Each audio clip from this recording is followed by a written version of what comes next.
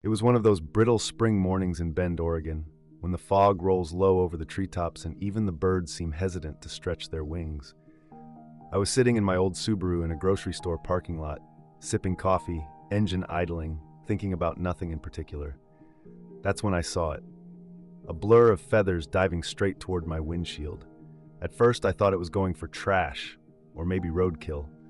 But then I saw her. A tiny kitten, barely bigger than my hand, huddled against my tire. The hawk's talons missed her by inches, scraping the hood with a hollow thud. My heart froze. She didn't meow, didn't move, just stared up with those enormous glassy eyes like she already knew her fate. I had no idea who she belonged to or how she ended up there. But I knew one thing: she wasn't safe. I stepped out of the car like I was walking into the middle of a dream, one of those too vivid ones where every sound feels stretched and distant, where the air itself seems to pulse with some ancient urgency. The hawk had already taken off, disturbed by my sudden movement, its massive wings carving the silence as it vanished between the trees that lined the edge of the lot. There was a long scratch across the hood of my Subaru, faint but definite, a claw mark laid down like a warning. My eyes dropped to the kitten again. She was still motionless, curled tightly in the crook where tire met curb, her fur a dusty patchwork of dull gray and cream, too still for comfort.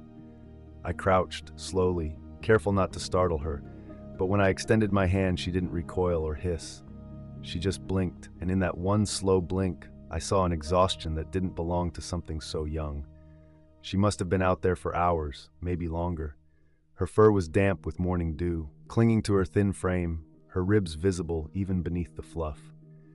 A scrape ran along one of her hind legs, not bleeding, but raw enough to sting.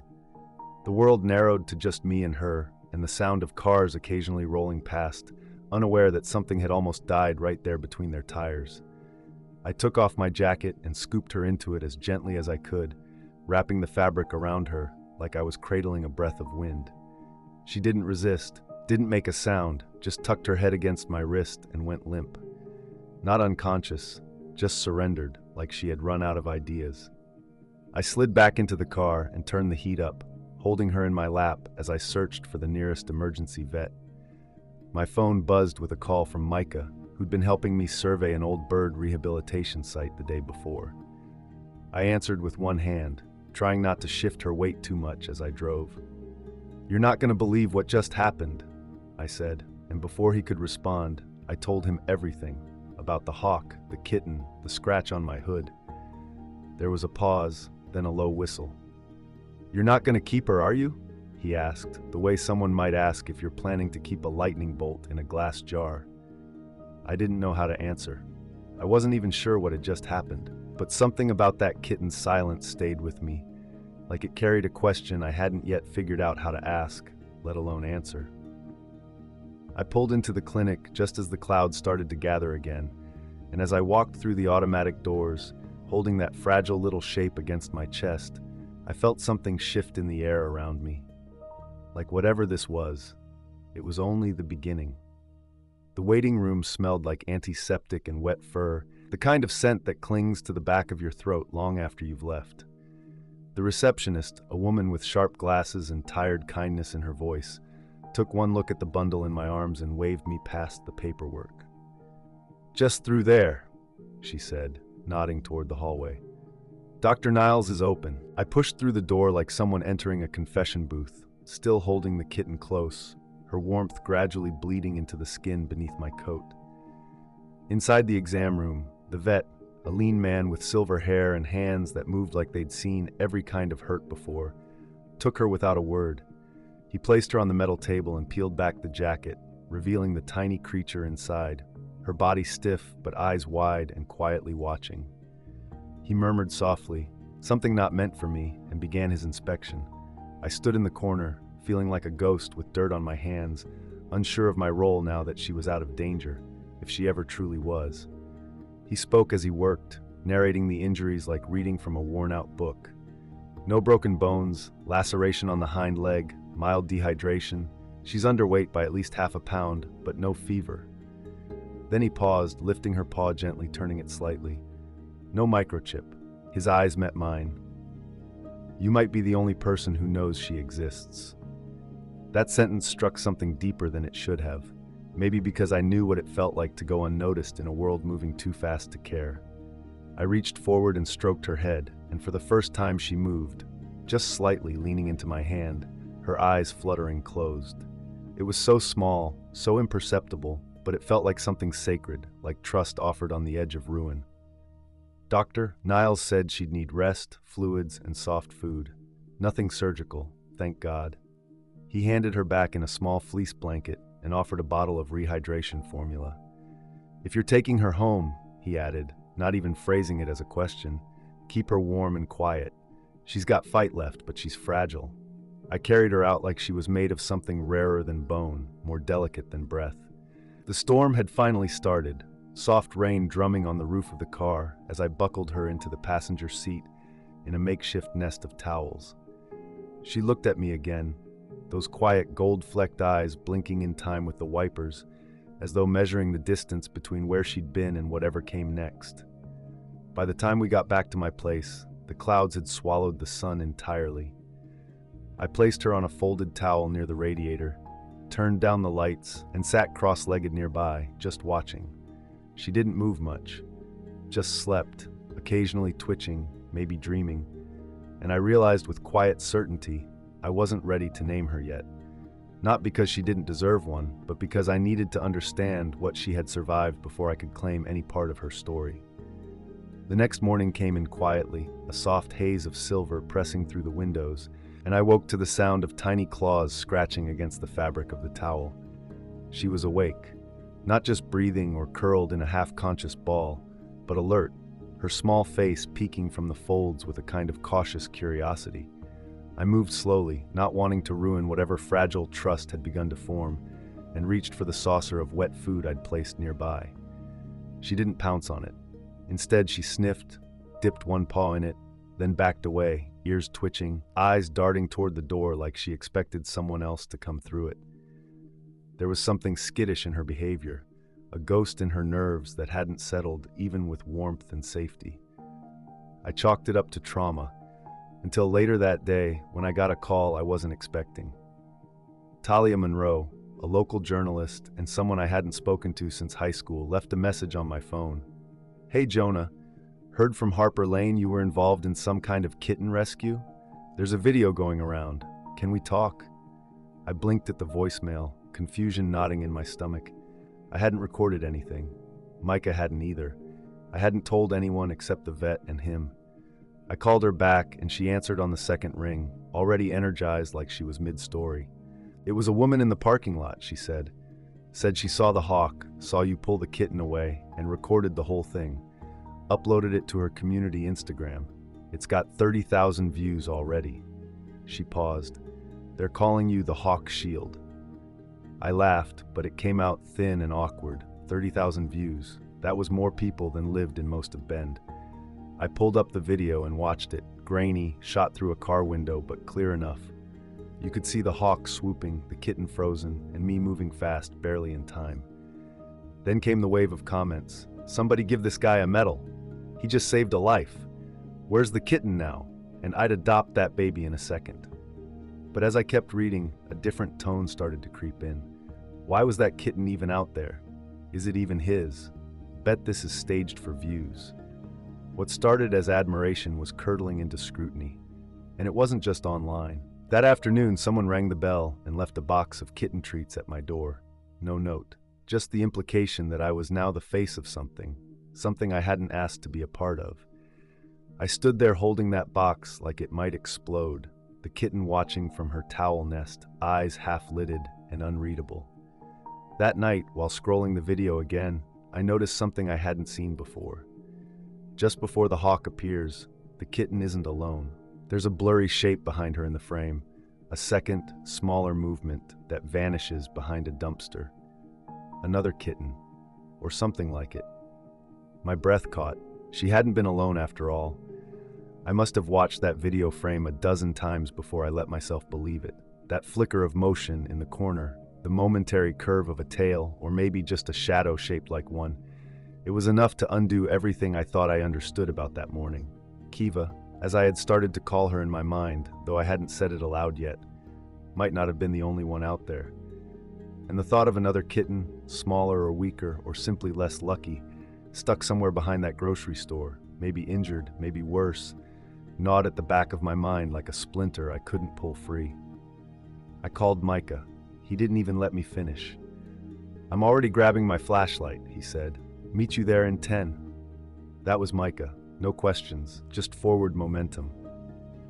The lot was emptier now, the sky hanging low with heavy, undecided rain.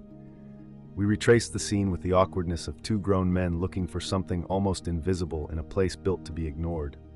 Behind the dumpster, among fast food wrappers and broken pallets, we found nothing at first, just silence and the occasional rustle of leaves.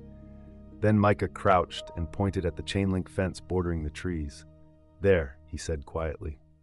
I followed his gaze, a smear of dried blood along the baseboard, small, faint, but real, and a paw print beside it, barely pressed into the soft dirt.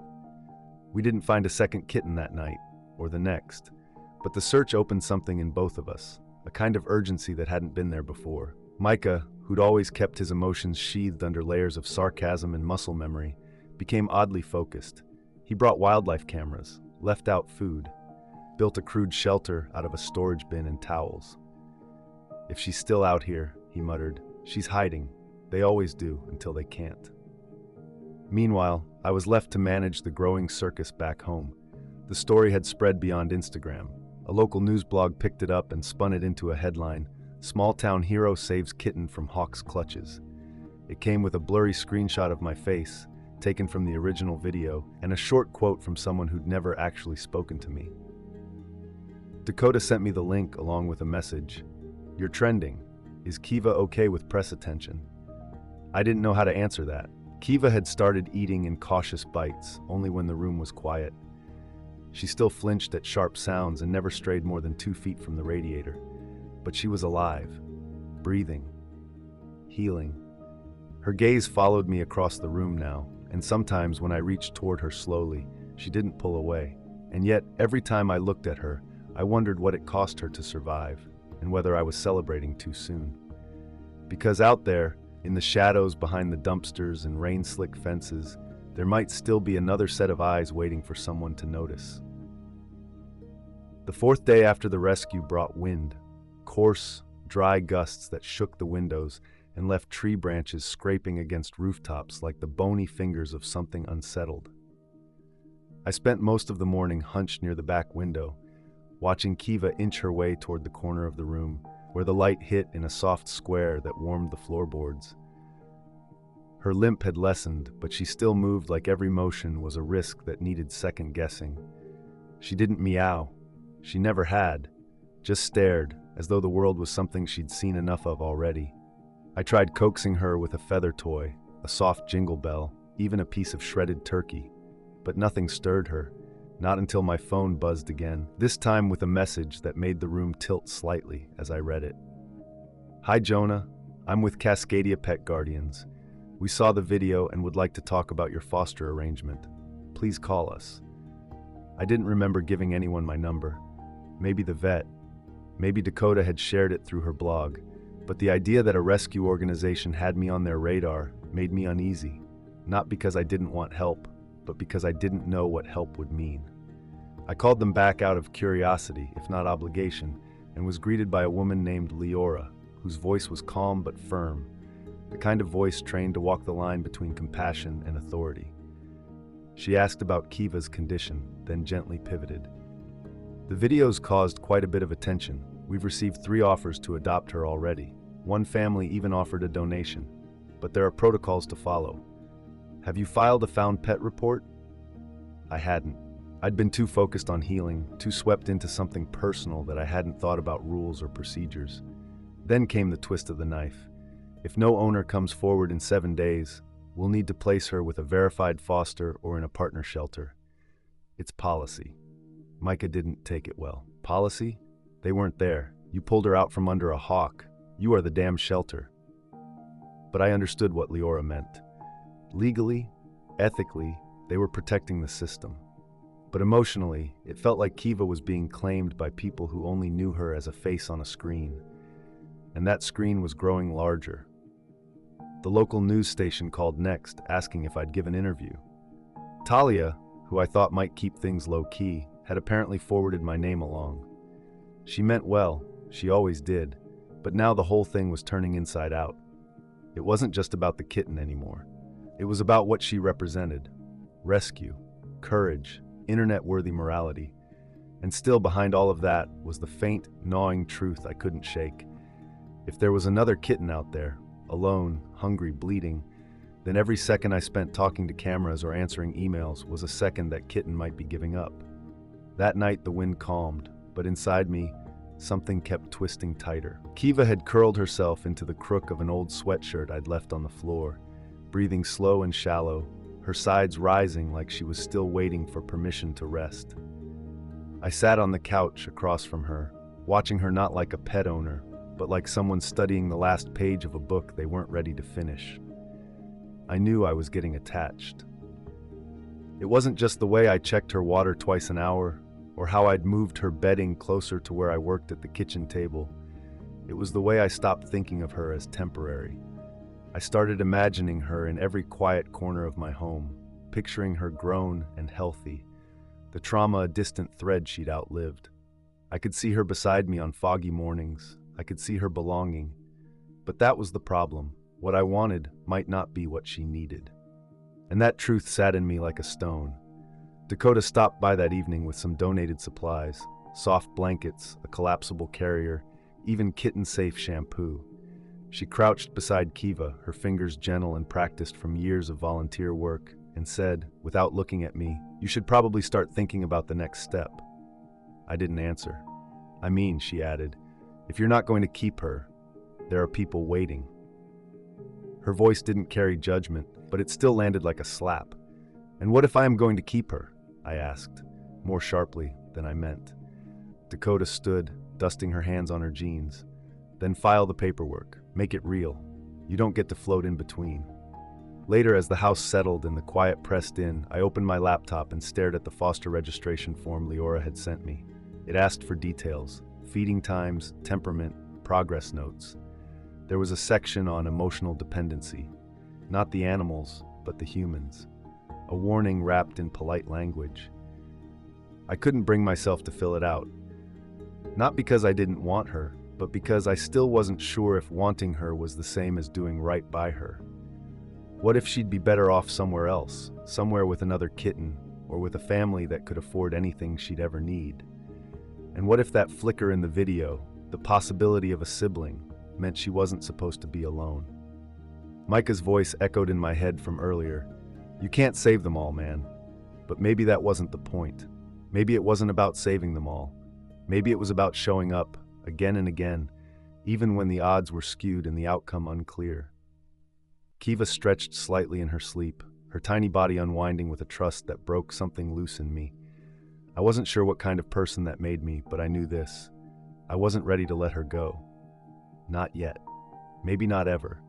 The next morning arrived not with clarity, but with fog, thick and unmoving, blanketing the streets in a hush that made even the birds stay quiet. I woke to the sound of Kiva scratching gently at the side of the carrier I'd placed near the heater. Not frantic, just insistent, like she wanted me to notice she was ready for something. When I unzipped the mesh flap, she stepped out cautiously, her body still wobbling from weakness, but more certain than before. She didn't go far, just nestled herself beneath the window where the light filtered pale and low. She sat there, like a sentinel, eyes fixed on something I couldn't see. At first, I thought she was just staring at shadows or reflections, the way animals do when they sense things we don't. But then she made a sound, a single, low chirrup. Then another. It wasn't random, it was searching. She wasn't calling to me, she was calling out. My skin prickled. I grabbed my coat and stepped outside, the cold biting harder than I expected. Fog clung to my eyelashes as I made my way to the car, checking the alley behind the grocery store once more, now a place etched into memory like a wound. Micah joined me there minutes later, his breath a steady stream in the morning air. "You didn't sleep again, did you?" he asked, half knowing. I shook my head. She made a noise, like she was calling to something. He raised an eyebrow, not mocking, just cautious. Or someone, I added. We circled the dumpster again, scanned the fence line, left more food. But this time there was something different. One of the trail cameras Micah had mounted on a nearby tree was missing. Not knocked loose, gone. The strap lay on the ground, cleanly cut, no signs of an animal, no storm damage, just gone. And then, in the mud near the fence, footprints, not mine, not Micah's. Lighter, narrow, someone else had been here. Micah crouched low, studying the prints. "You think somebody's coming for the other kitten?" he asked, but his tone had shifted, less about rescue, more about something darker. "Or for this one?" I didn't answer because the thought had already taken root. The video, the sudden attention, the silence around where the other kitten should have been. It all started to feel like a story that wasn't entirely mine anymore. Someone else had seen it, maybe before I did. Maybe they had plans I was never supposed to interrupt. Back home, Kiva had returned to her sweatshirt nest, but she kept twitching in her sleep, paws jerking like she was running towards something, or away from it. I sat beside her, unable to shake the feeling that we weren't alone in this anymore, that whoever had moved through that alley had been watching, waiting, and maybe they weren't finished yet. Not with her, not with me, not with whatever was still hiding behind the fog. By the 7th day, Kiva had begun to follow me, not in grand, bounding leaps, but in quiet, measured steps. She would rise when I stood, move to where I moved, pause when I paused, always keeping just enough distance to make it clear that she was choosing it on her terms. Her limp had nearly disappeared, and the fur along her leg had started to fill in where the wound had closed. She still didn't make much noise, but her presence filled the house like breath, subtle but constant. I began to talk aloud more, narrating my mornings, offering her pieces of my day as though she was a roommate rather than a rescue. I didn't notice how naturally it came until one afternoon I caught myself explaining a dream I'd had to her, crouched on the kitchen floor like it was the most ordinary thing in the world. She blinked slowly, turned her head, and brushed her cheek against my ankle once. Just once, but it felt like a vow. Micah had grown quieter too. He still came by to check the alley cameras, still brought kibble and batteries and stories from his days running recon in dense brush. But there was a shift behind his eyes now. "You're not going to give her up, are you?" he asked one night, his voice low, not judgmental but marked with something that sounded like disappointment, or maybe understanding. I didn't answer at first, because I wasn't sure I could say it out loud. Not yet. "I don't know if I can," I admitted. "She's still here. That should mean something." He nodded, resting back against the hood of my car, his arms folded. "We all get attached," he said after a pause. "Sometimes that's good. Sometimes that's how we screw everything up." He didn't elaborate, and I didn't press him. We watched the trees swaying under the soft breath of wind, and for a long while we didn't talk at all. Meanwhile, Dakota had taken it upon herself to post an update about Kiva on her blog. Something simple, meant to quiet the growing list of questions from strangers online. But the effect was the opposite. A woman from Portland emailed, claiming she had lost a kitten around the same age and coloring 2 weeks before. She sent a blurry photo. It wasn't Kiva, the markings were off, and the eyes were wrong. But it started a chain of new messages, new faces with soft voices and open hands, each one trying to stake a claim on the story I hadn't meant to share. At the same time, something even more unsettling emerged. One of the other trail cameras Micah had set up pinged a motion alert during the middle of the night. The footage, low-res and choppy, showed a figure crouched near the alley's edge, tall, thin, wearing a hood. They weren't looking for cats. They were looking at the camera. Then slowly they reached out, tilted it downward, and walked out of frame. Back in my living room, Kiva curled herself into my side for the first time that night. No hesitation, no gaps, just warmth, shared. Whatever this was, I wasn't alone in it anymore, and neither was she. It came to a head the following Thursday, a week and a half since the hawk, and the clouds hung so low over Bend they felt like they were pressing the town inward, smothering it in a gray hush. I had barely slept the night before, haunted not by nightmares, but by decisions. I kept seeing that figure from the trail cam, the way they reached for the lens, the eerie calm of it, like they didn't need to hide because they didn't care if they were seen. I showed the footage to Micah and he didn't say much at first, just stared at it with his jaw clenched tight. Whoever that was, he finally said, they weren't looking for trash, they were scouting. Could have been watching the whole time. That word stuck to me like tar. Scouting. Back home, I opened my inbox and found a new message from Cascadia Pet Guardians. Leora's tone was still professional, but the edge was harder now. Per protocol, she wrote, we need to begin transitioning Kiva to a licensed foster home by this weekend, unless you complete the full adoption process. Several approved applicants have come forward, including a family with a previous trauma cat experience and a retired vet technician who can provide 24/7 supervision. She wasn't threatening me, but the line was drawn. Decide, or the decision will be made for you. I stared at Kiva, now fully awake and watching me from the windowsill. Her body no longer held that folded, defensive posture. She stretched now when she stood. She yawned without fear. She had found something here. Maybe not safety, but a pause in whatever storm had nearly undone her. I could feel it every time she brushed past my leg, every time she pressed her small weight against my chest before falling asleep. This was hers too now. But there was still the possibility of that second kitten. We hadn't seen it, hadn't heard it. The cameras caught no clear sign. And yet something gnawed at me, a quiet guilt that if I kept Kiva here, if I built a world around just her, I might be turning my back on something I had a responsibility to finish. Micah, for all his steady resolve, had started pulling away slightly, as if he could see what I was choosing before I could admit it to myself. Dakota had backed off too, only checking in with one-line texts that didn't carry the same hopeful warmth as before. Everyone seemed to be stepping back, giving me space to decide or distance to fall. That evening, as the wind picked up and the trees scratched against the window panes like fingers tracing their way inside, I printed out the adoption paperwork. I left it unsigned on the table and sat on the floor beside Kiva. She came to me without hesitation, curling into the crook of my leg and staring at the door like she too was waiting for something to arrive. Or someone. I didn't know if I was doing the right thing, but I knew if I didn't claim her now, I might lose her. And if I did, part of me might never forgive the silence that followed. By the next morning, it felt like the whole town had decided to turn its attention to us. Talia texted asking for an official follow-up, something light and heartwarming she could run alongside a human interest segment about rescue pets. Leora sent another reminder, this one much less neutral than before. We'll need your decision by 5 p.m. If we don't receive confirmation, we will proceed with placement. And then, as if the universe decided the pressure wasn't high enough, a woman showed up at my door.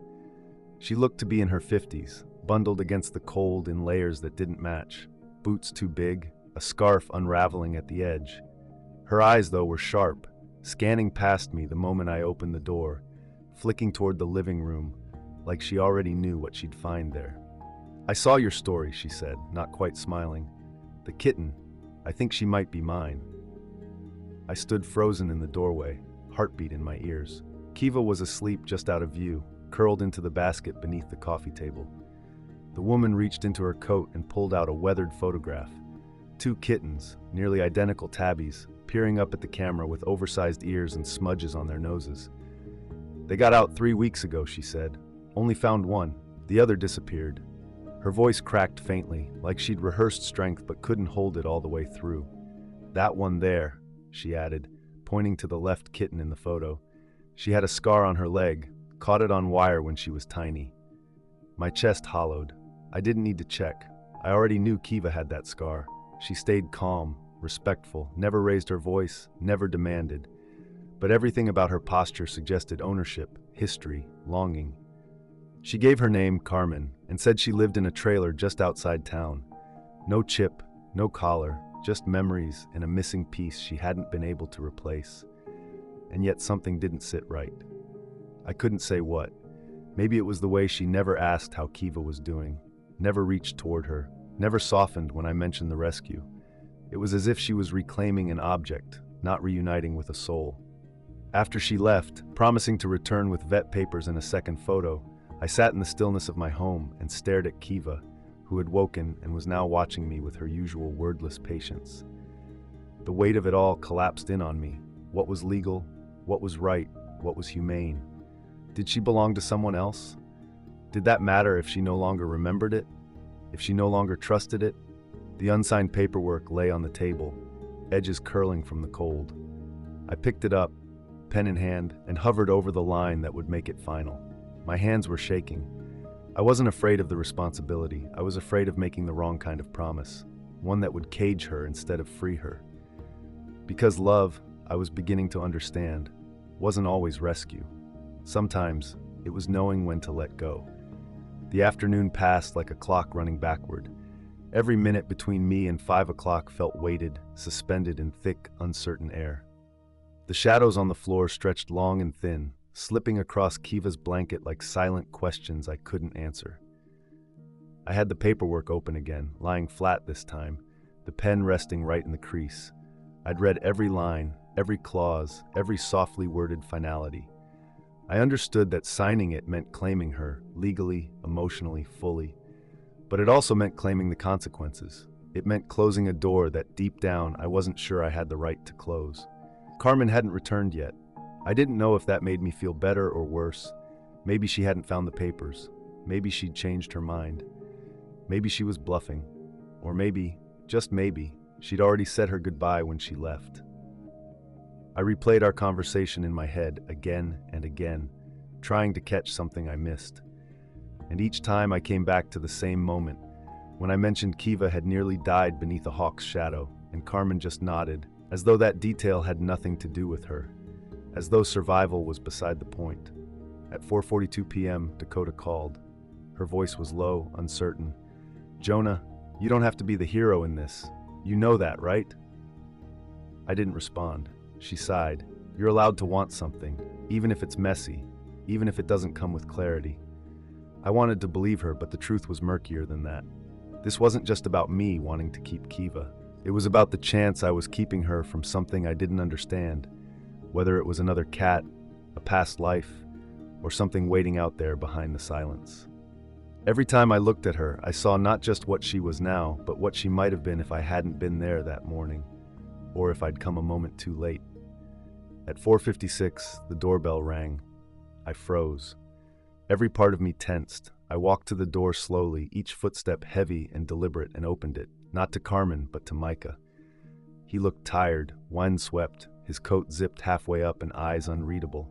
In his hand was the last camera, the one from the far edge of the alley. He held it up like a question. "I reviewed the last batch," he said, "and I don't think there's another Kitten out there anymore." I stared at him. "You're sure?" He nodded. "Not just sure. I think she's it. She's the one that made it, and maybe that's enough." I stepped aside, let him in, and together we sat near the radiator while Kiva blinked at us from the edge of her blanket. I picked up the pen again. Still, I didn't write. Instead, I looked at her, really looked, and asked the question I'd avoided all along, not aloud, but in the quiet place between my heart and hers. "Do you want to stay?" And she answered, not with words, not with a purr, but by stepping down from her blanket and curling into my lap as if she'd never left it. I signed the papers at 5:03 p.m., 2 minutes after the deadline, which felt appropriate somehow. Like I hadn't made the decision on the rescue organization's terms, or the internet's, or even Carmen's. I made it in my own slow, uncertain, entirely human time. And when the ink dried, when my name curled across the page in faint blue lines, I didn't feel triumphant. I felt quiet, unburdened in a strange, unexpected way, like I had let go of the need to be perfect and had simply done what I believed was right. I didn't file the papers immediately. I let them sit, tucked beneath the corner of my coffee mug, as if giving them a moment to settle into the world. Kiva stayed in my lap long after the pen fell from my hand. She didn't purr, she never had, but her breathing slowed in rhythm with mine, and I rested my palm on her back and whispered the name I'd only said in my head until then. Kiva. Her ears twitched, her eyes didn't open, but the muscles beneath her fur shifted, just slightly, like the sound had moved something deep inside her. And in that moment, I felt something simple and honest click into place. Not possession, not ownership, but a tether, invisible and soft and utterly real. The phone rang. I didn't answer. I knew it was Leora calling to confirm, maybe congratulate me. Maybe ask if I'd be willing to share a few words for their outreach newsletter. Maybe explain that Carmen had never called back, had never provided a vet record or returned another email. But I didn't need any of that. The story had finished writing itself, not because all the questions had been answered, but because the silence no longer frightened me. I could live in the unknown now.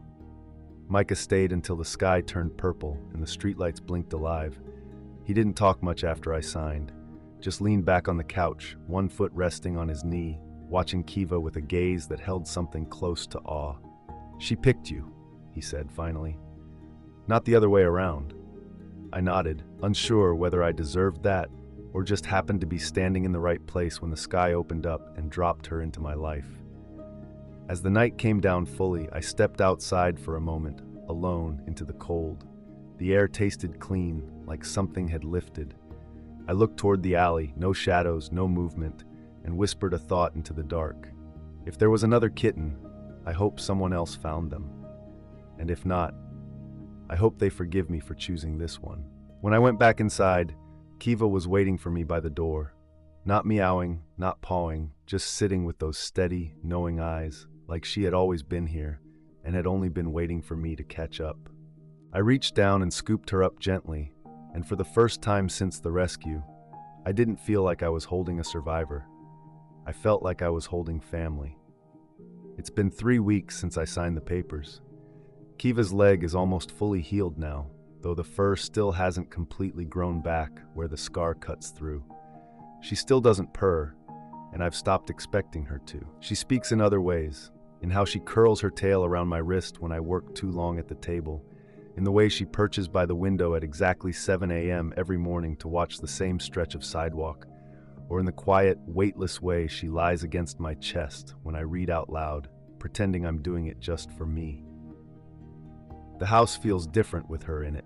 Not fuller, not louder, just more awake. As if her presence brought the walls closer somehow, warmed the air, made every corner meaningful. But not every question has found its answer. The cameras behind the store never showed another kitten again. Carmen never came back, never called, never followed up. Whether she was real, mistaken, or had her own reasons for disappearing, I'll never know. And part of me has learned to be okay with that. Maybe that's what rescue really is. Not a perfect arc with resolution and applause, but a willingness to act despite the mess of uncertainty. A commitment to do what you can, knowing you'll probably fall short somewhere, knowing you can't save them all, but choosing to save someone anyway. Sometimes I wonder about the figure in the alley, the one who tilted the camera, who vanished into the fog. I don't know if they were watching Kiva or me or something else entirely. I don't know if they'll come back, but I've stopped living in fear of that shadow. Kiva doesn't look over her shoulder anymore, and I've taken my cue from her. Micah still checks in. Dakota sends photos of other rescues she's helping now. And Talia, well, she keeps asking for a quote for her article, but I haven't sent one yet. Maybe I will. Maybe I won't. Because this story isn't really about going viral or going public. It's about the space between instinct and intention. About being there in the right or wrong moment and choosing to reach anyway. Choosing to kneel down and offer your hands to something small, frightened, and unknown. If you're watching this and you've ever hesitated, because you weren't sure what to do, because you felt unqualified, because the noise of the world made you question your place in it, I hope Kiva's story gives you permission to act anyway, to try. Even when it's hard. Especially when it's hard. She's here now, safe, loved, complicated in all the right ways. And I still don't know if I rescued her, or if she rescued me. Maybe we both pulled each other out of something. Maybe that's enough. And if you're still wondering what happened next after the hawk missed her by inches, well, this is what happened. She lived. If this story moved you, even just a little, take a second to like the video, leave a comment, or share it with someone who understands that not all rescues happen with sirens and spotlights. Sometimes they happen in parking lots, in silence, in those quiet moments when no one's watching. And if you've ever had a moment like that, where you made a choice that changed everything, I'd love to hear about it below. Kiva's journey isn't over, and neither is mine. So if you want to follow what comes next, don't forget to subscribe. There's more to tell, and I hope you'll be here to hear it.